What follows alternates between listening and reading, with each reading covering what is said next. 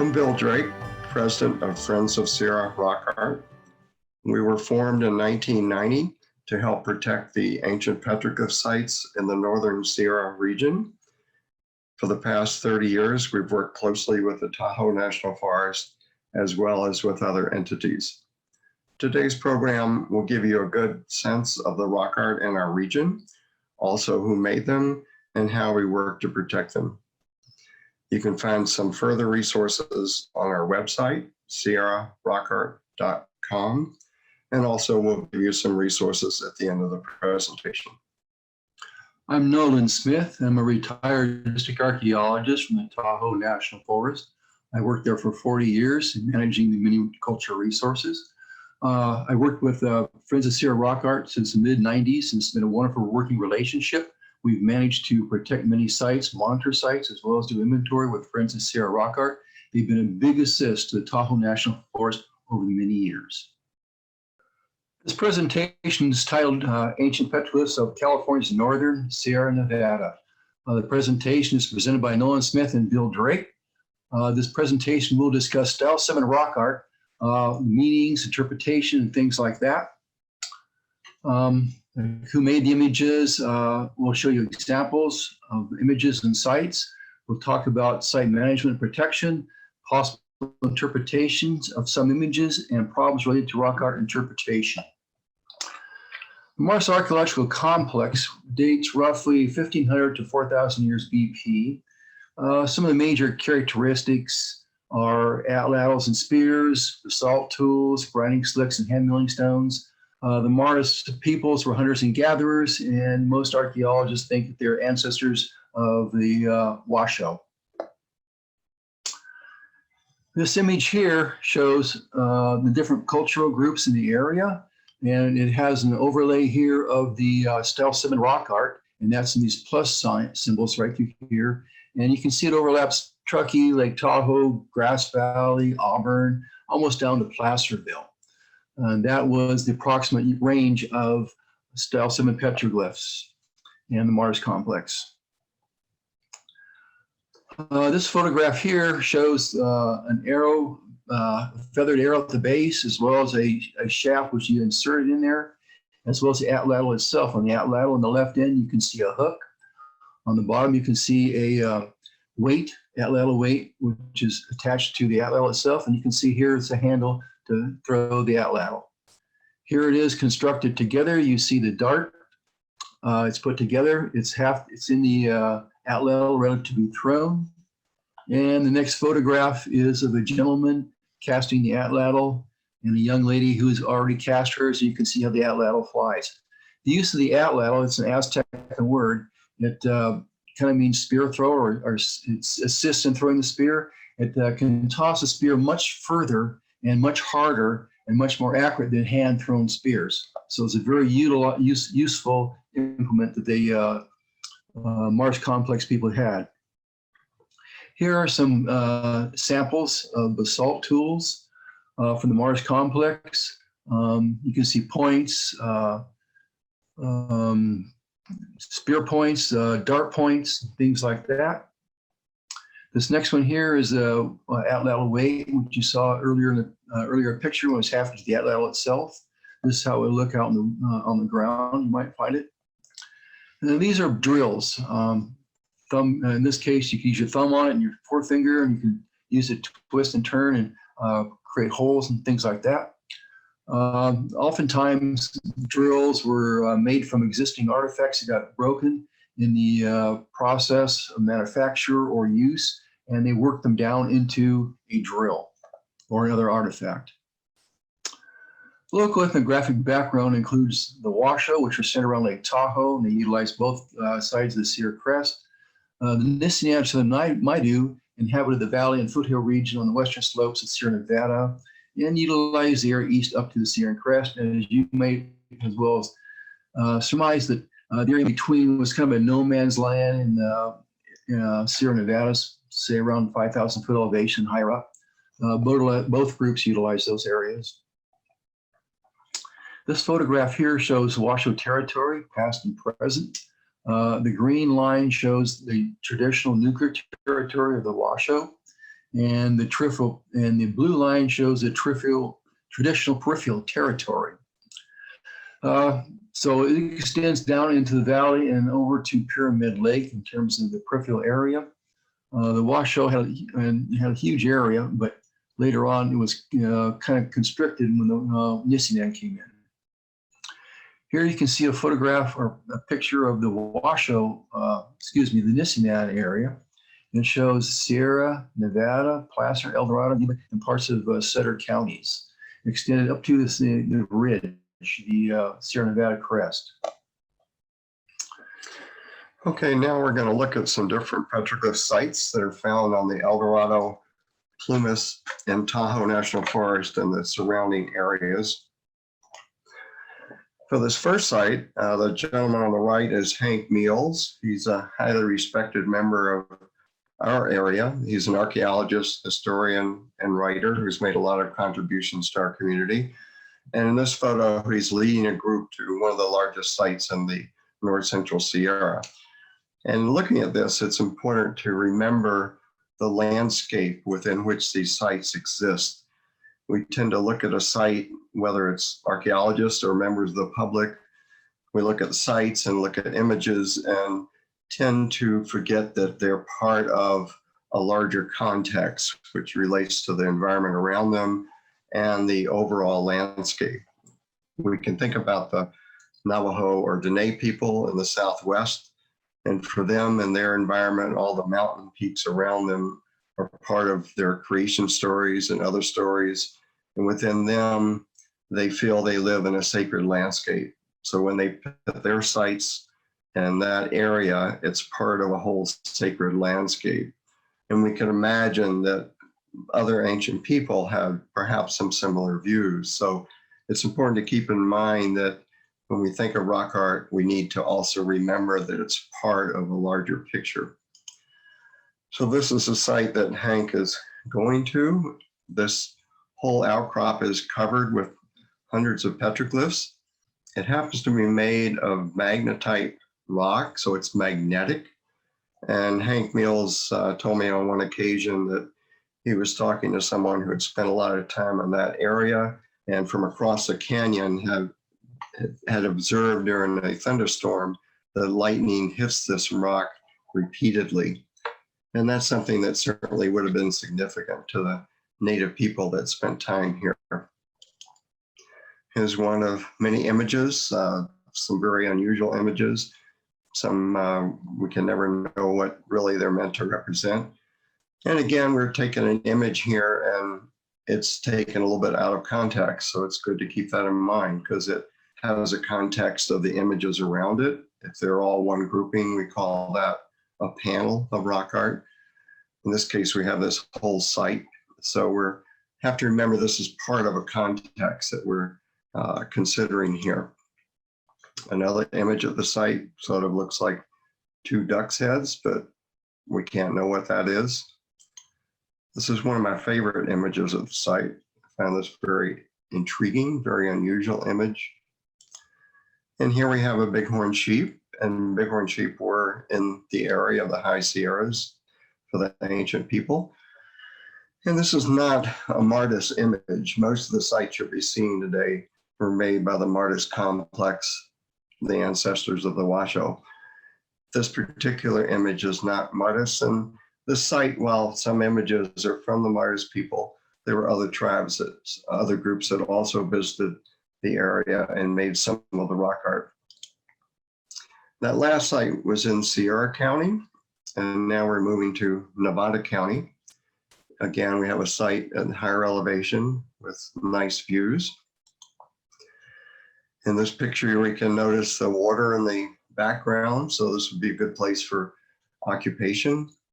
We have petroglyphs in the foreground. Here's a close-up of that panel of petroglyphs. Typically, you've got abstract art. The majority of petroglyphs that the Martis people made were abstract and geometric in nature. A smaller percent was what we call representational, which means you can identify some object out of it, a bear paw or a deer track, something of that nature. This particular panel, it's little intriguing with what looks like a face on the right side. We don't know what that means, of course, and we don't generally think of rock art as doodling. We feel that it, in general, has some kind of meaning to the people that made it. Here's another small panel of abstract images. And when we think of rock art, it's important to remember that the people that made this art had a particular worldview that this is an expression of, even though we can't know what that was. So with the Martis people, their rock art tended to be on gently sloping granite surfaces. They generally made, for the most part, abstract art, infrequently made images of human beings, or what we call anthropomorphs. And when they did, they were generally like stick figures. And they also had sites from which you could usually see particular mountain peaks. So this was a part of what came into their cultural expression. And you could think of that as very different than some rock art in the Southwest, for example, where you have a lot of rock art on vertical surfaces, a lot of well-formed human figures, animal figures, and so on. So this is an expression of a particular view of the world. Even though we can't understand that, we can at least appreciate that. And here, of course, we do have an image that strongly suggests a rattlesnake. And we have to remember that rattlesnakes and bears were major parts of the experience of ancient people. And here we have one of many types of images that represent a bear print. This could be two bear paws put together, or maybe it's the grandmother of all bears. It's hard to say, but this is one expression to represent the bear. Another image here, abstract image, could represent the sun or something else. And here we have a human figure, which again is not real common, and again is sort of like a stick figure. Now, one problem we have at these sites, and the reason we keep them confidential, is the fact that people come in and feel that it's real cool to make their own images. And so we have someone who came in and did this graffiti at the site and therefore diminished it.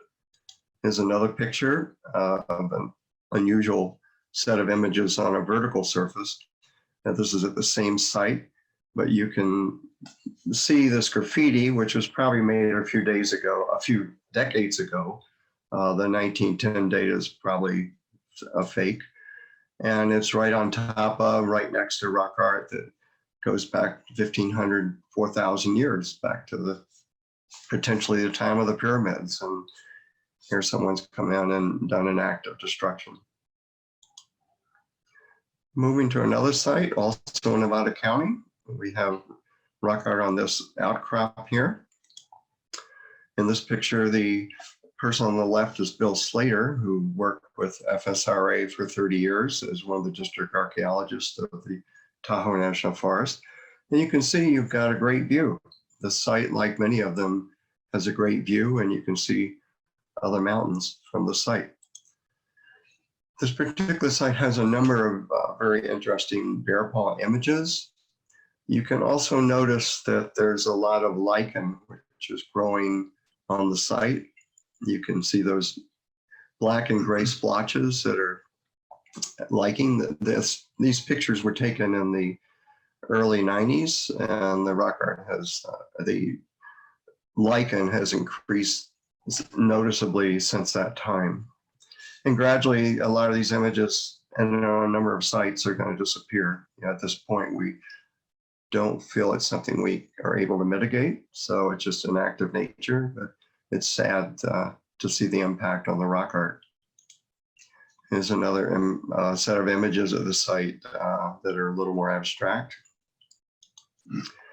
And we're still in Nevada County here. This is an outcrop in the middle of a meadow. And it's unique for a couple of reasons. One is the fact that it has bedrock mortars, or BRMs, which were mortars used for grinding acorn, processing acorn. And this site is likely a Nisenan site. It's not likely to be Martis. The Martis people aren't thought of to particularly have had the acorn technology for the most part, possibly during the transition near the end of their time period. Some archaeologists think they might have had it more than we think, but in general, this is more of a later culture like the Nisenan people. And of course, you have oak trees right next to the bedrock mortars in this case. And the Nisenan people that, we refer to them as Southern Maidu, mentioned that earlier, and that's an anthropological description. The Nisenan themselves don't consider themselves Maidu. They use simply the word Nisenan. The other important feature at this site is what we call cupules. And these are very interesting, and they're pretty unusual in our region. And they're very small cups that are made in rock, often on sloping surfaces. They were not used for grinding acorn or herbs or anything like that. And we believe they had a ritual purpose. In ethnography, there are indications that cupule sites could be used for rainmaking magic or possibly puberty ceremonies. And given that these cupules are right next to the grinding rocks, it would suggest that this is a women's site, because the women's task was the grinding of the acorns. So this could have been a ritual ceremony for women to use. As an example, the size of the cupules compared to a quarter.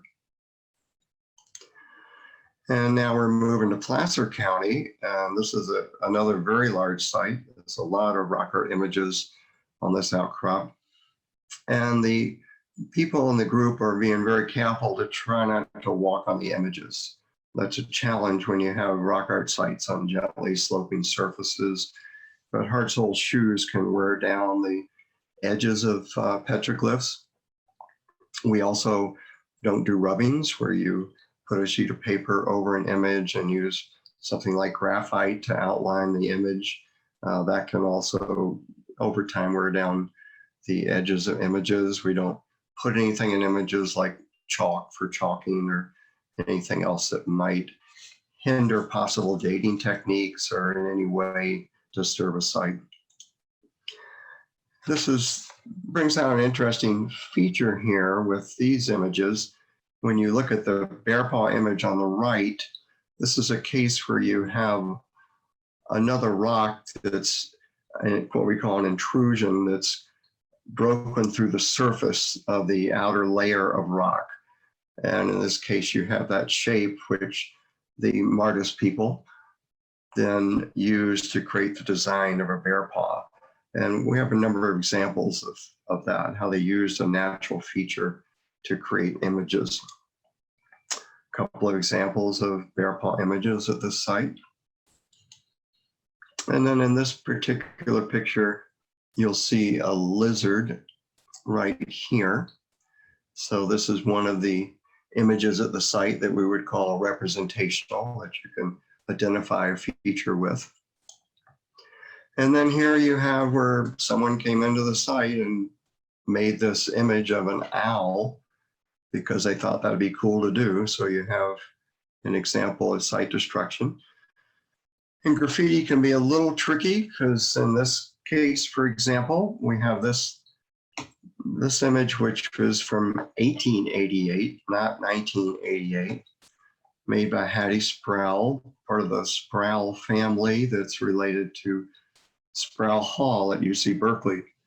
So it's a prominent family that visited this area, and it's historic graffiti, but any graffiti is going to degrade the site. Management.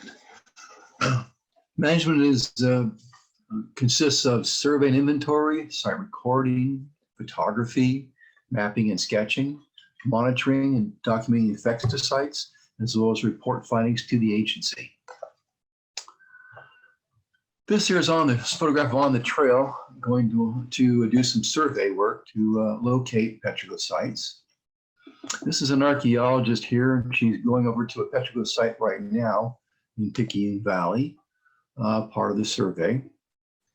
And the search for petroglyphs was never ending, and we would go almost anywhere to find petroglyphs. And because we wanted to be completely thorough with where we were going to locate and find all the petroglyph sites we possibly can. And this is the first crew that I worked with, inventory the Middle Fork and Picayune Valley in 1997. This is a creek here which flows down into the North Fork of the American River, Middle Fork of the American River. This is an image of a circle with the radiating lines going out from it, possibly a sun, something like that. This image here shows peck marks, and you can see how deep they are. Individual peck marks, you can pick them all out. You go back to the other one over here, and it looks like they're smoothed out. So what happened was they usually peck first, and then they smooth it over with abrasion. It's very common, but you'll see both types, of petroglyphs there, all encapsulated under the style 7 petroglyph.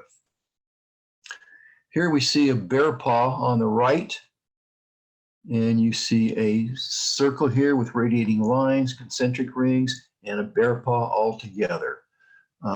We don't know what that means, but perhaps there is some type of interpretation or explanation for what it might have meant at one point in time. In this photograph here, you'll see like an arrow shaft. You can see the feathers coming out, and you can see going through it part of the shaft. You can also see around it other petroglyph elements. Why these could have been made at different point in time. You may have had one done first, another one. Somebody else could have added on at a different time to create what you're seeing today. Again, this case, we're using the rock art, the rock itself, and how it was formed, the layeration here. And you can see how they utilize these thin white lines of sediment. And here they use crosses. Down beyond that point, they use straight lines. Why they did cross in one place and only straight lines in another, we don't really know. We don't understand why they did this. Maybe sometime we'll figure this out, but doubtful.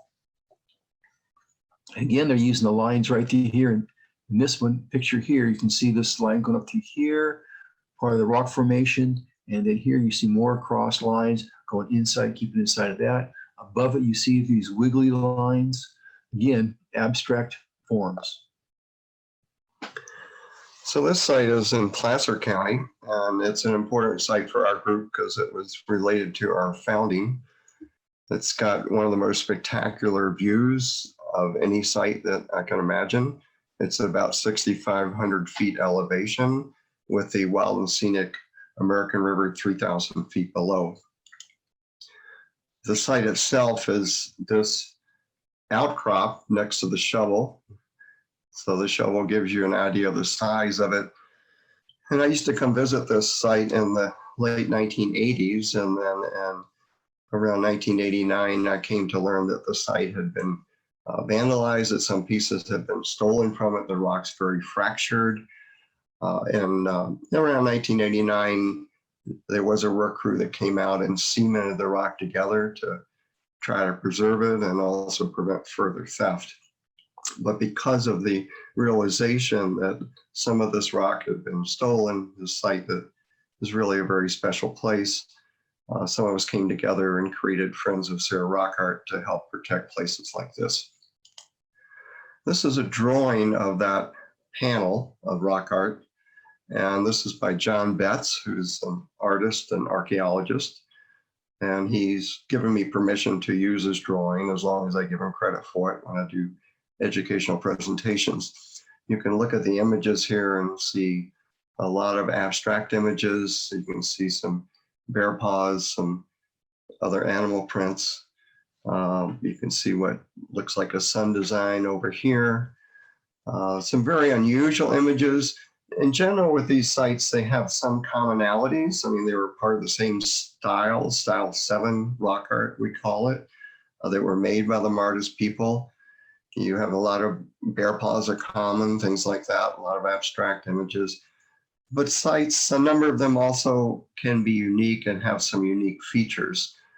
So this is a little close-up of the central portion of that panel.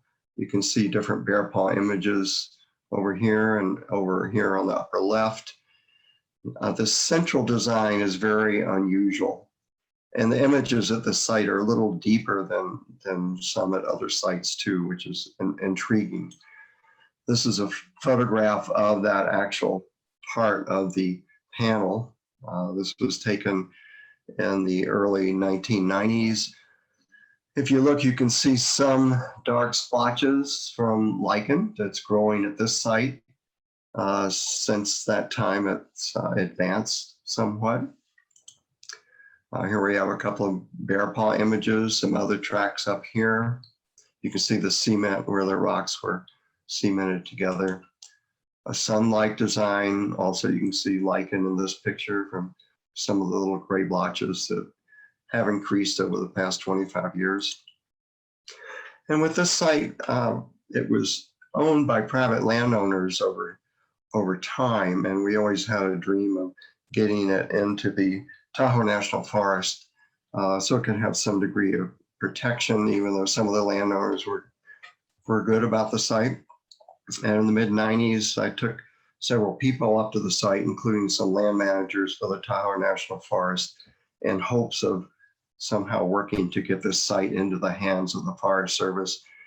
Fortunately, in 1997, they became the opportunity for the Forest Service to do a major land trade with private landowners. And from there, remembering about this site, they made sure that the site was thrown in part of the mix. So at that point, it became part of the Tahoe National Forest. And around 1989, Dan Foster, who was a state archaeologist for what now is Cal Fire, had this barrier put in at the site because at that time you could drive all the way out to the site itself. So this prevented any cars or vehicles from going out to the site to try to help give it a little more protection. And these are some of the measures that have been done to protect this site. The Forest Service put in this little rock wall here because foot traffic going out to the site could easily inadvertently just walk right over the petroglyphs. So this was to very subtly, very gently direct foot traffic around the petroglyph panel to prevent any sort of damage to it. Friends of Sarah Rock Art goes out there and shores this up after the winter snows and make sure it's in good shape. The Forest Service also put in this ammo can, and within that there's a notepad for people to write their thoughts and feelings about being at that special place. Also some information on site etiquette. And so these are ways to encourage people to care for these places and to protect them and to not do thoughtless graffiti or things like that. It's a very tricky thing to do these kind of measures. Sometimes you can put up a big sign to try to prevent destruction, and that just makes people mad and shoot holes in the sign and trash the site. So it's very hard to know how people respond to different things, but this is a general approach which seems to have been positive because there has been some scratching at the site and degrees of vandalism. This is of course, historic Donner Summit, and there's a very important site right near the summit. As you can see from this view, you can see Donner Lake and the bridge, as well as the overlook area. This is from the Donner Lake site. You can see the site spread out through the whole area. It's difficult to see where it's at. I'll try and use a pointer to kind of give an outline of how big the site actually is. It's a pretty good sized site and has a lot of intricate detail. Here's an interpretive sign developed by the Forest Service and Friends of Sierra Rock Art and Tahoe National and the Sierra Nevada Alliance and the Washoe Tribe of California. As you can see on the interpretive sign, we're showing some of the detail out there, as well as providing some information about why we preserve it, why it's fragile, why it's irreplaceable, some instructions for the local public. We encourage the public to come look at these things because it hopefully will provide them with a sense of ownership. So they'll want to protect these things and maintain them. This is a glyph from that same site. You can see it's a bear paw. Right through here, down through here. You can see the piece come across. So you can see in this site or this image that it's a very good clear image of a bear paw. We have many of these scattered throughout Style 7 petroglyph area. This case here, you can see this is an inclusion in the rock, and you can utilize, you see how they utilize the rock to make these lines. This here is pretty abstract. You can see there's a circle here, one inside, and then something coming off the top with radiating lines going out, V-shaped lines going up, tying into an outer piece, a line going down the middle. What this may mean, who knows? It could be some shaman's vision quest. You saw something as vision quest after potentially dehydrating himself for 3 or 4 days, and that's what he saw. We also document the sites. This is a copy of the Donner Pass petroglyph site record. It's the front page by John Betts. This here is a site sketch map, and you can see there's all sites of information on it. It shows the datum, the site boundary through here. It shows where a number of the panels are, and through here, it shows you where the roads are at, pipeline, utility line, all sorts of stuff, anything that's appropriate to the site that might be in or adjacent to the site.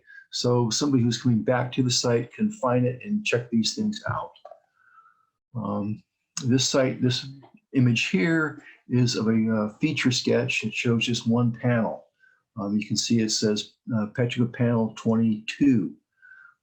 So you can see there's a whole bunch of panels just by the number there. And you can see the detail that John has sketched on there in terms of the petroglyphs. You can see wavy lines and circles, concentric rings, all sorts of things in through there. This is our Friends of Sierra Rock Art monitoring form. We utilize this to document what we do out in the woods. You have the site number, the name, the date, the archaeologist, the monitors, the hours, the general location, documents things, the datum, reference points. They check all these things off based on the site survey record when they're out there, the monitors do.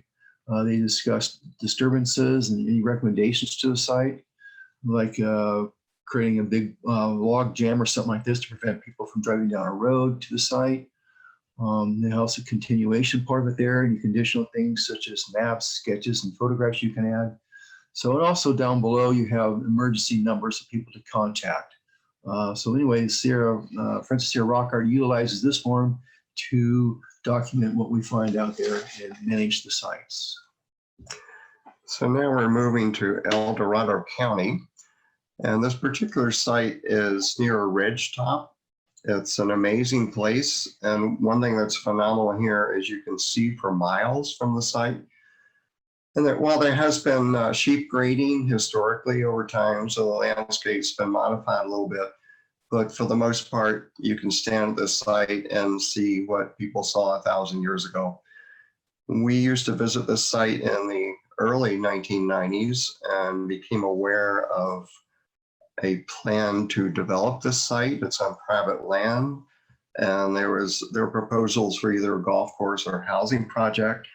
So we decided to get involved to make sure this site would be protected.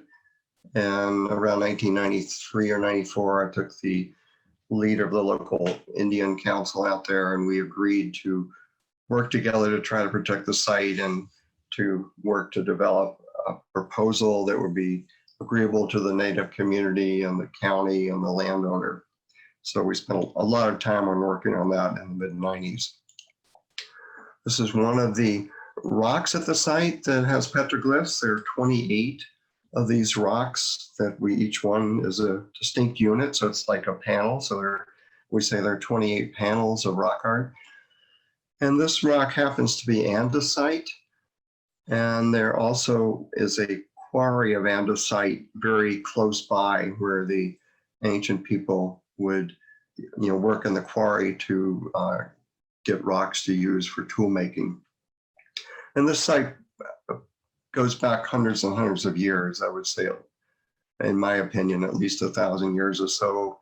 It's a very, very old site. It has another one of the rocks or images at the site. Another image. And one thing that's very interesting about this site, in 1996, Sue Merritt wrote her master's thesis, a 300-page master's thesis about this site that she had studied for years. And she came to recognize that it is a very significant celestial observatory. And I'll read from her master's thesis. It tracks the solstices, equinox, 4 28-day cycles for each solstice, and midpoint between the solstices and equinox. So this is a very profound and significant place. Now, these pictures were taken in 1993 and 1994. Unfortunately, not too long after I took these pictures, this rock here with its images was stolen from the site. And that's the absolute worst thing that could have happened. So you've got this incredibly profound site that's very meaningful, and someone comes in and steals a piece of it and takes it away, and it's, you know, the site is diminished forever. And that's something that it's hard to avoid with sites that are remote. We do monitor sites a lot and do some things like we were showing you at the site over the American River to try to encourage protection of sites. But some things we're not able to stop, and it is very tragic. Interpretation. What does it all mean? We don't really know exactly what everything means. We can just interpret a few of the details that we see. And here, there's an anthropomorph right here. And here's a bear paw. And when we look at this is an interesting picture. It's done with a website program called D-Stretch, developed by John Harmon. And when we look at this image, it helps bring out some images. We've got the human figure here and this little figure here next to the human figure. And this might be representing an atlatl, what was talked about at the early part of our presentation. These ancient people, the Martis, did not have the bow and arrow technology yet, and they did use, as we pointed out, the atlatl. So that's a possibility of what's being represented here. Bears, obviously, again, bears were a big deal in the world of ancient people. And some bear tracks up in the Sierra. You can see bear footprints walking through the dust. And then this is a drawing that shows some of the many variations of bear paws that were used by Martis people in their rock art. Here we have a bear paw image here. You can just see the outline here and the claws. A lot of images are very faint. These are very old sites. Sometimes you could walk right over them and not even notice petroglyphs, but there's an example of a bear paw image.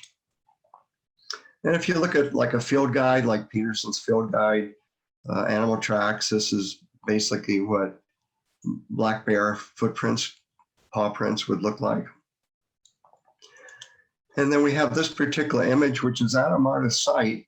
And it's very unusual because it's so exact of a bear paw print. You've got the rear part of the paw, the front part, the toes, where the claws would hit the ground.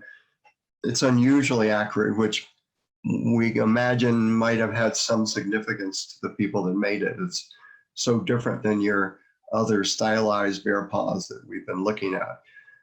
Again, as to what that meant to the person that made it, we can't really tell for sure. We know it represents the bear, but as to exactly what it meant to the Martis people, you know, you can only surmise. It's only sometimes when you have a culture like with the Hopi, for example, in the Southwest, they can go to a site made by their ancestors, the ancestral Puebloans, what we used to call the Anasazi. And they can look at those images that were made maybe at 800 AD or even earlier, and they can look at them and say, okay, well, that's where we came out of the center of the earth. That's where the deer clan went off on its journey or the flute clan went in that direction. And there can be some interpretation in that case where you have a contemporary culture that uses the same symbology as their ancestors. But in cases like this, we don't have that opportunity.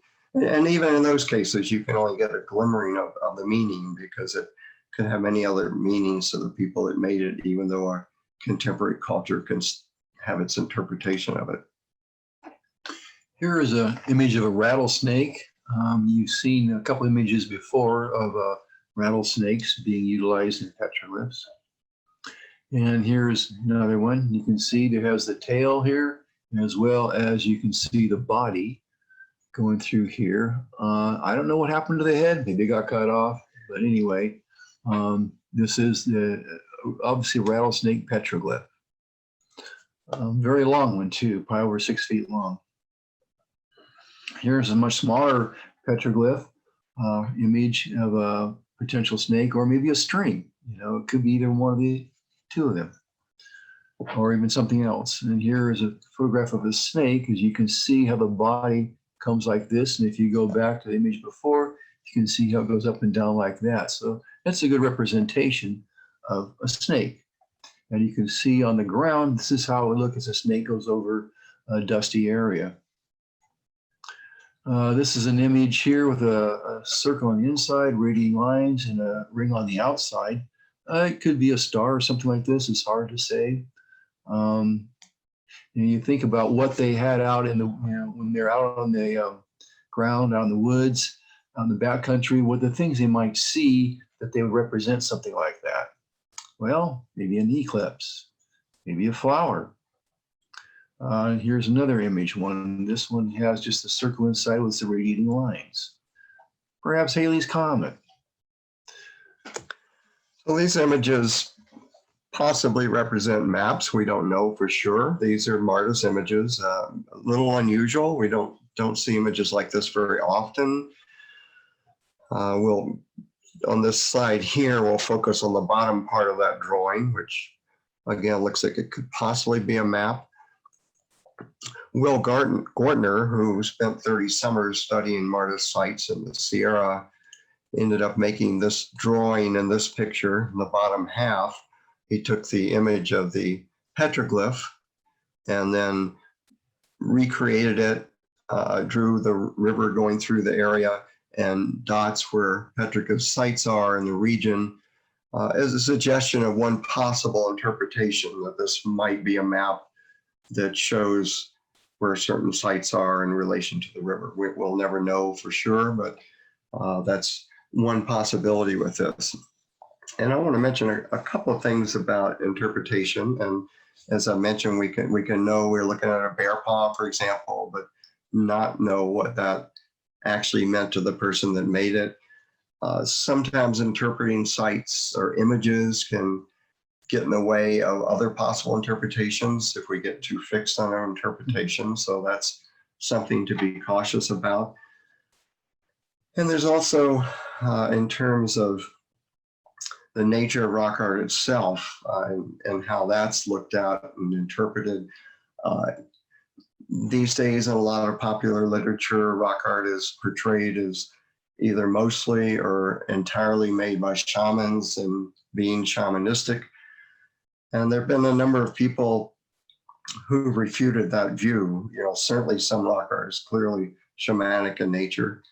But Alana Woody, Agnes Quinlan, Eckhart Malatke, and others have built a good case for other types of rock art as well.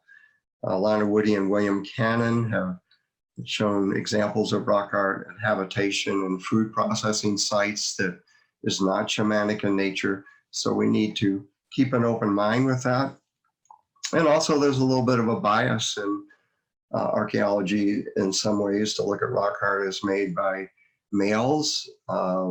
We also believe that some rock art was made by women. So we have to also be open-minded in that respect as well. That's the end of our presentation. And we want to offer you some resources to go further. The book, Early Rock Art of the American West, The Geometric Enigma, is just really a wonderful book. It's got a lot of good information. It's one of the few books that really relates to the type of abstract art that the Martis people made. It also has about 200 photographs of beautiful examples of rock art. It could be a coffee table book. But as far as any book that gives you a deeper understanding of the type of rock art done by the Martis, this book would be the one to look at. A scientific paper, Emerging Trends in Rock Art Research, Hunter-Gatherer Culture, Land and Landscape by Ross. And you can find this with a web search. Very excellent paper. For one thing, she looks at hunter-gatherers, what we call hunter-gatherers, and points out that these are very intelligent people. They knew so much about their landscape that we can't even imagine. You know, we're not talking about Fred Flintstone here. These were very smart people. She looks at the role of landscape and also talks a little bit about the bias, gender bias in terms of thinking that just males make rock art. And then the paper Style 7 Rock Art and the Martis Complex. This is the classic paper on Style 7 Rock Art by Foster, Betts, and Sandlin. You can find that with a web search also. So it looks at the nature of Style 7 rock art and gives examples of different sites that are found in Northern California. And then our website, SierraRockArt.com, we have pictures of a number of sites there. We have examples of site etiquette, article on the Martis people, and other resources as well. Our next presentation, which we're planning to do in late July, have available late July or August. It's called Style 7 Rock Art in Space and Time, the Space-Time Continuum, and the Style 7 Universe. It's a very creative presentation that looks at this rock art in the context of space and time.